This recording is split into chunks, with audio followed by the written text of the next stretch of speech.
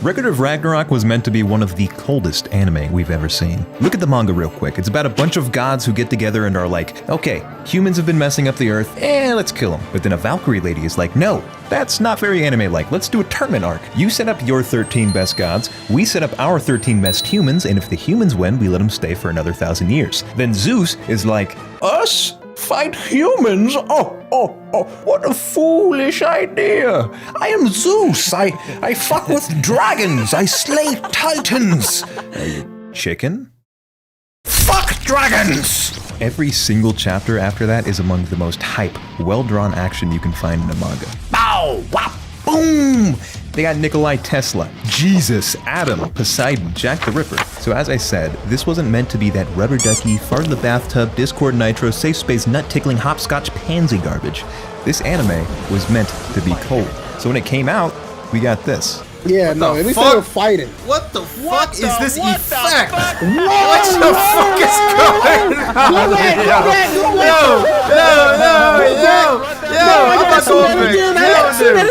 What happened? Enter Booger Nuts Productions, the studio who made the anime. With the exception of a few, Booger Nuts Productions isn't known for making good shows. In fact, they're guilty of making Wonder Momo, which is considered one of the most awful anime of all time. What do you have to say for yourself, Booger Nuts? It wasn't my fault, I swear! It was Netflix! Netflix. You licensed the anime, correct? Mm-hmm. Then you're the one who slapped the big fat logo on the show. So, well, yeah. What about it? And you paid a bunch of anime YouTubers to pretend they didn't catch AIDS from watching it. Am I wrong? AIDS? Come on. Stranger Things? You don't like Stranger Things? You got nothing on me. Nothing. Capiche? Then what's this? What? I don't know who to blame for the terrible anime we got, but I'm on a lot of AIDS medication just so we can watch this anime and laugh at how tremendously hard Netflix fumbled their bag. Let's start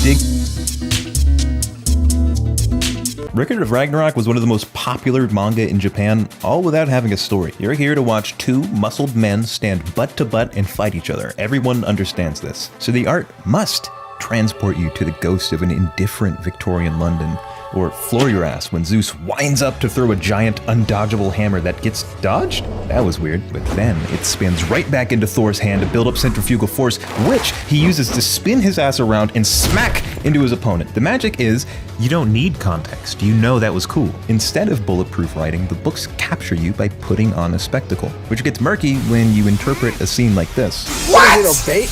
Is it a What? What the fuck is he doing? What's going on?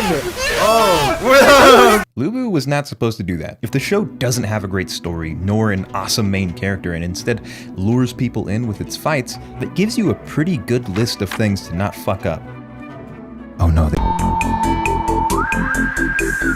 This show made me realize that if you don't like a fight, it's probably one of two things: bad pacing and bad animation. Record of Ragnarok has mastered fucking up both. When things are moving, they don't look good. When things aren't moving, we call that Record of Ragnarok. They shake JPEGs so you know that impacts are powerful instead of drawing powerful impacts. Instead of saying scenes, my friends started saying slides, which I didn't even notice for a couple hours. The ultimate fight of the series, the one that every manga reader fawned over. Men peed, men creamed at the sight of this one. It's low-key supposed to be the climax of season 1. This is what you have to look forward to. Wow, things are really heating up. Oh man, something's happening. Wow! Oh, the fucking girl no one cares about is going crazy. Oh, he did not just do that. Boobies! Oh my god, whoa, he got bigger and yep. Deep down, the fights are interesting. Zeus fights Adam from the Bible. That is either the most smart or the most retarded idea I've ever heard. The plot is so unpredictable, the moves are so imagined, you might just find yourself breaking character. What the fuck? Ooh. Oh, that's cool. Split the sky. That is kind of cool. That is fucking hard. It's just that if you start thinking these bi-curious thoughts, there's a flashback waiting to spit in your face. Hold on, 7 minutes, everybody. Make sure that they don't show the fight faces. Shorty Impact. The pacing. Every noteworthy event is an invitation for a 10-minute long tangent. The characters make eye contact, flashback. A character gets the first hit in, flashback. Thor finally throws his fucking hammer after 19 minutes and 10 seconds, flashback. If you want to maintain any interest in your fights, show them. There are backstories in the book. The thing is, it takes me never minutes and 0 seconds to finish reading it. Thor's backstory? That took me 2 minutes and 40 seconds to read slowly. The anime, 6 minutes. It doesn't sound like a long time, but with animation like this, it feels like you're in the sunken place. You're on duty right now. Captain. Yeah, so their mouths don't move. Guardian. Oh yeah, they don't move either, I forgot that. Oh, there's the classic right there. The giant baby made out of He throws it back for a second if you didn't notice. I feel as if my eyes have been violated, and this became truly problematic when I realized the story isn't very... If you think good art is just an accessory in anime, you are wrong. It also serves to dazzle, to steal your attention from the extremely stupid shit going on in the background. While reading, I never thought, why is there a stupid kid? Who gives a shit about this character? Who writes a story and thinks, oh, this needs a child who doesn't know shit and cries every episode? Fucking no one! The One Piece! The One Piece is real! These thoughts never crossed my mind while reading, but with the excruciating pacing and the battles that seem to be animated by 6 rats in a trench coat pretending to be a grown-up, your focus shifts. You start getting irritable. You notice things you normally wouldn't get annoyed at. Episode 7 is centered around Adam and Zeus, but Adam has done something very cool, so that's the show's cue to spend 4 billion hours on Adam's backstory. Eve is in the Garden of Eden, being Me Too'd by this snake monster. But Eve is like, I am not expressing enthusiastic consent, and you should respect my boundaries. And the snake guy is like, You simpering whore! this is the most realistic writing so far. The serpent had tried to take the woman for himself, but Eve remained true to her beloved Adam. First off, how stupid do you think I am? I couldn't have deduced that on my own. He frames Eve by taking a bite of the forbidden fruit and challenging her in court. I have the very apple she bit into!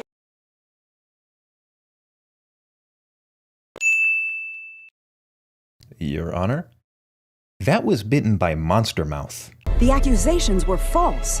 However, the likelihood of a guilty verdict, 99.99999%. How did you reach this number?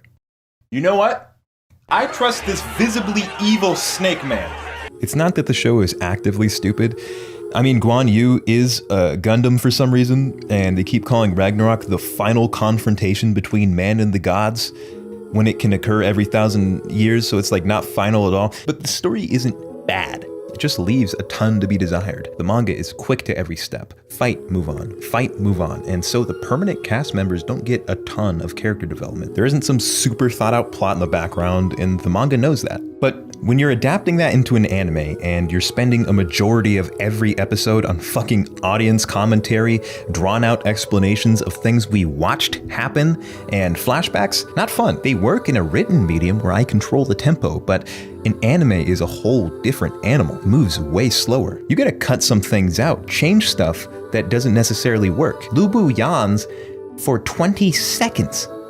This should not have been allowed. The abysmal art and so story have made Record of Ragnarok one of the most fun shows I've seen in forever. No matter what is happening, something funny is on screen. And it's only a matter of time before one of your homies says something gay about it. To come.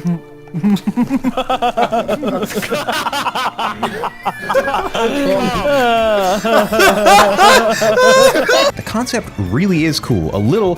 A lot of bad animation and annoying pauses can't change that. If you let the show ride and you don't focus too much on what's happening, I promise it's entertaining. Until you leave that Discord call and it's just you and this shitty ass anime. We could leave it at that, but I think I have to talk about the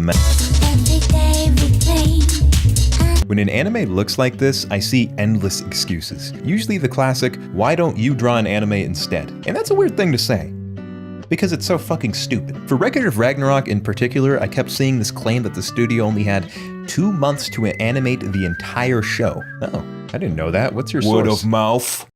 I've seen like 9 guys saying stuff like this, and somehow 0 guys saying That's fucking stupid. I wonder why they do things like that. Assume this is true. They were under an extremely tight production schedule.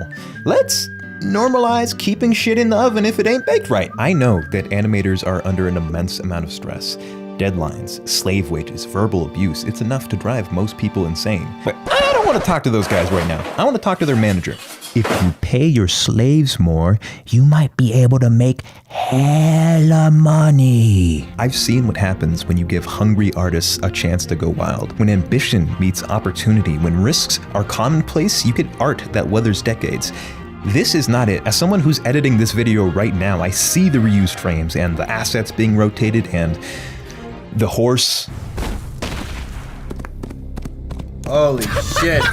Holy fuck. And I think to myself, that's me trying to hit a deadline. When there's so many industry veterans working on the show, it only magnifies that suspicion. Booger nuts. No one is forcing you to make this anime. If you don't have the resources, if you can't give animators the time they need to make something special, maybe, well, someone has to animate this shit.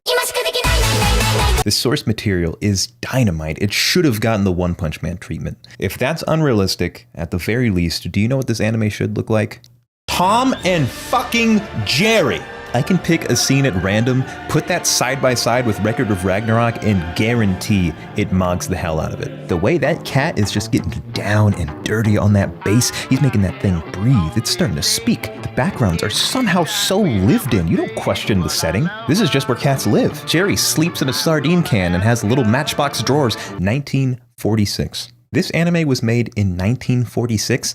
And this was made 75 years later in 2021. One is an adaptation of one of the highest selling manga in Japan. The other is a gag cartoon. Is it an unfair comparison? So? But is it wrong for me to believe that with all of the advancements in modern animation, all of the time saved not re-inking, hand painting, and scanning every frame, we should expect anime to be animated? I don't think so. Yes, the anime is extremely fun to watch stoned, and even funner when you're with 5 neurodivergent adults.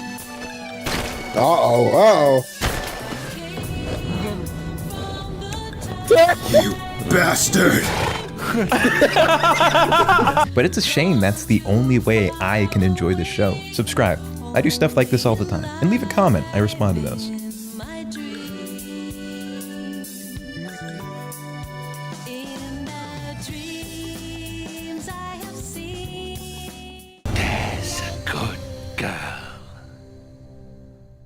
Hey, if I was a woman, that would have got me wet. I ain't gonna cap. How could you do What? such a thing? How could you force Alright, love bro. to partner You do. with Don't the clip that.